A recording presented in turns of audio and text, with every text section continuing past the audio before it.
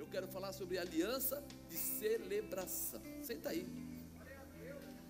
Diga: aliança de celebração. O que Deus tem para nós é para alegria, não é para julgo, não é para tristeza, não é para bloqueio, não é para impedimento. Não é para você sair daqui dizendo assim: ah, eu vou para a igreja e sempre tem uma obrigação, é pesado estar na igreja. Não, irmão, não é pesado. Sabe por quê? Porque o que a palavra diz normalmente te protege. O que a palavra diz, quando ele fala assim: olha, não pode se prostituir, não pode roubar, não pode adulterar, não pode, né, fazer isso, aquilo. Você fala assim: nossa, não pode nada. Mas tudo isso é considerado no mundo também ausência de posicionamento. Quando aquele pastor ontem estava aqui pregando, todo tatuado, rosto, braço, né?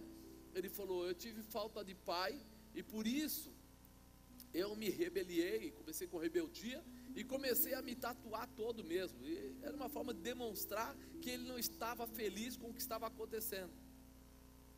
Quando eu começo a me rebelar, eu começo a entrar por um caminho perigoso.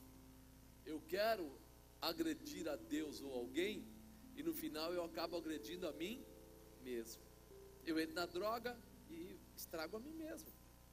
E é isso que Deus não quer, que você sofra, mas que você viva a influência da bênção de Deus, da paz, da graça, da manifestação, do poder, da realização, daquilo que Ele tem preparado para você.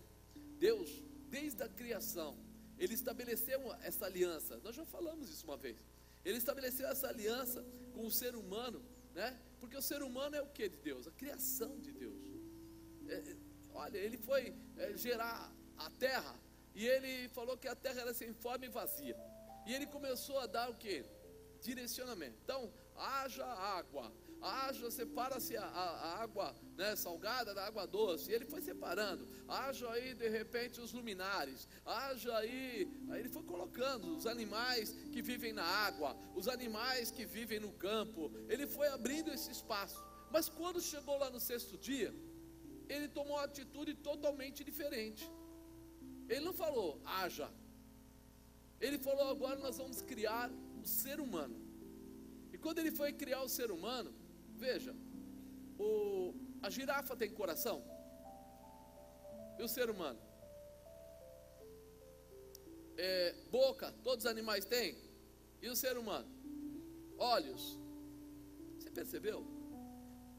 Quando a gente olha para o ser humano e para os animais, tem gente que até já começa a achar que o homem é um macaco, o macaco é homem, não é assim? Não, foi uma transformação e vai ficando a coisa. Por quê? Porque ele olha de uma forma técnica ou de uma forma científica. E aí tudo bem, parece tanto que pode até pensar isso. Mas quando eu olho para a Bíblia, eu vejo algo totalmente diferente. Na sua Bíblia, em Gênesis capítulo 1, versículo 26... essa palavra é mais fácil de achar do que a do pastor Fábio. Esse é o primeiro livro, primeiro capítulo, versículo 26, que aí você acha que queira que é não.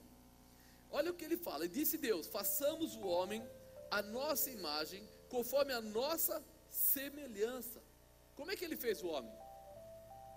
Foi assim: homem, está criado, pronto, a partir de agora você vai gostar de jogar bola, você vai... Ele fez diferente. Tanto é que tem pessoas que gostam, pessoas que não gostam. Ele deu dons, ele fez uma coisa totalmente diferente.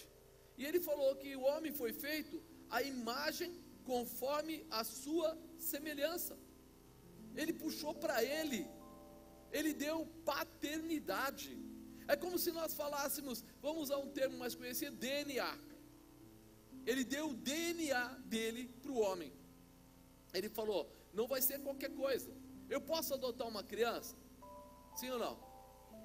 Mas quando ela é adotada, se você tirar um exame de DNA, sai aquele pai e aquela mãe que adotou? Por quê? Não é o pai? Não é a mãe? Não, é como se fosse. Mas não é. Porque ele não foi gerado naquele corpo. É a mesma coisa. O ser humano, ele tem o DNA de Deus. Porque ele foi gerado em Deus. Ele tem as características vindas de Deus. É por isso que muitas vezes nós vemos pessoas que se perdem mas depois de um tempo elas voltam.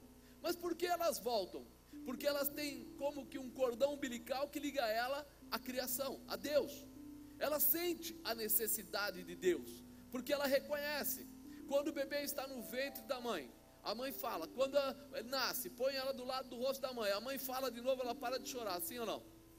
Por quê? Não podia mandar só a enfermeira falar e ela também parava de chorar?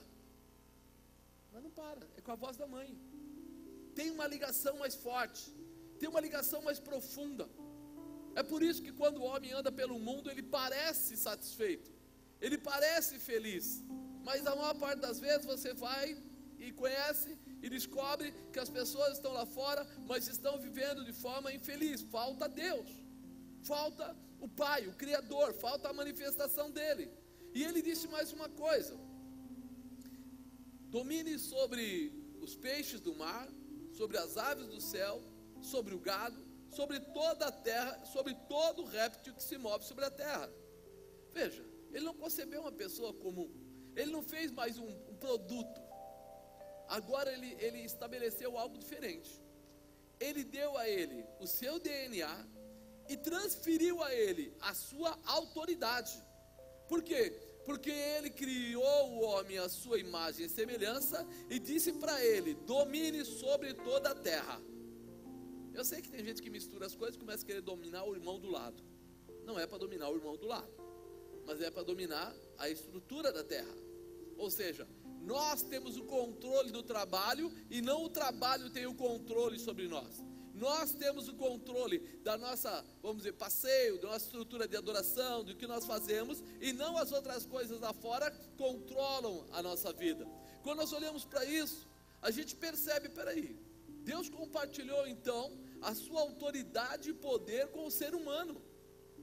Por isso nós começamos a falar de uma aliança perfeita, de uma aliança que vale você realmente celebrar. Naquele momento, Adão e Eva, eles precisariam entender e celebrar todos os dias a sua intimidade com Deus. A Bíblia diz que Deus falava com o ser humano, com Adão e Eva, todo dia na viração do dia. Ou seja, todo dia ele tinha um momento especial de lero, conversa.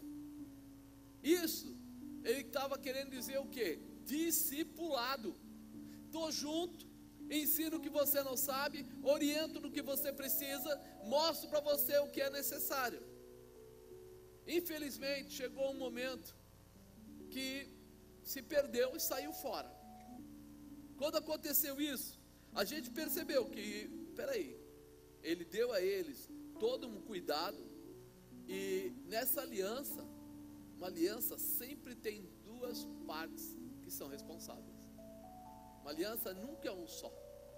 E nessa aliança tinha Deus e tinha o ser humano. E o ser humano quebrou a aliança, estragou esse compromisso, esse relacionamento. E aí ficam marcas, e aí ficam dificuldades, e aí as coisas começam a vir e ser necessário que se tome algumas atitudes. Mas Deus, como Ele é a visão do Pai, do cuidador, do zelador, do orientador, do discipulador, Ele fala: não é possível, nós precisamos fazer alguma coisa. E aí você vai lá em Noé e você percebe que ele fez alguma coisa, mas novamente o homem faz o quê? Se perde. Noé vê o dilúvio, mas se perde. E aí ele volta novamente e diz: não, nós vamos ter que trabalhar melhor isso, nós vamos ter que nos aprofundar mais, porque o homem sozinho tem dificuldade, o homem sozinho tem necessidade. Mas ele começa a esboçar o que viria a acontecer a cada passagem. Se você vai lá no livro de Ezequiel, você vai lá no livro de Daniel, se você vai lá no livro de Isaías, você vai encontrar muitas palavras ou promessas messiânicas do Messias que viria. E uma delas está aqui em Isaías capítulo 7, versículo 14, que ele fala sobre o futuro. E olha que isso é 3.000 anos antes de tudo acontecer. Então veja, Isaías 7,14: portanto, o mesmo Senhor vos dará um sinal. Eis que a virgem conceberá, dará à luz a um filho, e chamará o seu nome Emanuel. Ele está já declarando o que vai acontecer com a vinda de Jesus. Ele está falando antes, e é interessante, porque ele fala que a virgem dará à luz, ou conceberá e dará à luz a um filho. Ele já está falando de Maria, não pôs o nome, mas está dando aqui a colocação. E inclusive, ele está dizendo assim: esse bebê que vai nascer é filho de Deus, vem da parte de Deus, não é uma pessoa comum. Ele fala, chamará o seu nome Emanuel. Emanuel quer dizer Deus conosco. Então ele diz aqui, como se eu colocasse aqui: conceberá, dará à luz um filho, chamará o seu nome Deus conosco. Deus aqui, Deus naquele momento, Deus restaurando a realização, Deus iniciando um período para celebração. Era o nascimento, mas do nascimento viria o que? A salvação.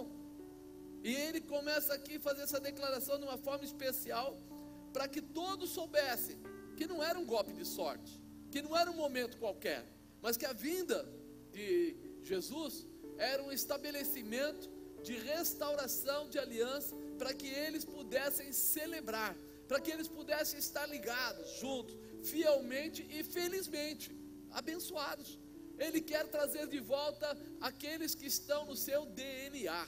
Ele quer trazer de volta a paternidade. Ele quer trazer de volta as promessas. Ele quer trazer de volta a realização das promessas. É muito importante a gente entender isso, que Deus não mandou Jesus simplesmente por um momento, mas Ele mandou para que houvesse uma restauração, uma restituição. O diabo levou, mas Ele falou: eu vou procurar uma maneira de restituir, de restaurar essa intimidade. Quando nós falamos que uma mãe ora pelo filho, enquanto o filho está fazendo coisa errada, quantas vezes a gente já viu?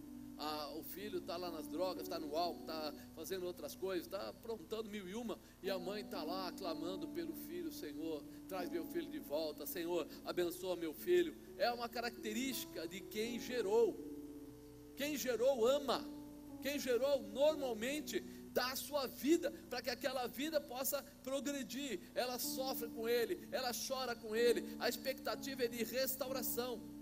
Eu lembro da minha sogra, quando a bispa tem um irmão, e ele às vezes chegava alcoolizado, alguma coisa, e ela ficava esperando a primeira chance que ela tinha, ela oferecia para ele: você quer que eu faça um caldinho? Você quer que eu faça não sei o que lá? Eu falava: nossa, como é que ela tem essa paciência toda de ficar à disposição para levar a pessoa, tratar a pessoa, dar um alimento para a pessoa, para ver se ele melhorava.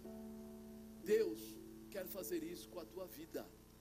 Ele quer trazer de volta a autoridade que Ele te deu, o poder que Ele colocou sobre a sua vida. Ele quer trazer de volta essa aliança, essa condição de você poder chamá-lo de pai e viver todas as bênçãos que o seu pai tem preparado para você. É um renovo, uma restituição.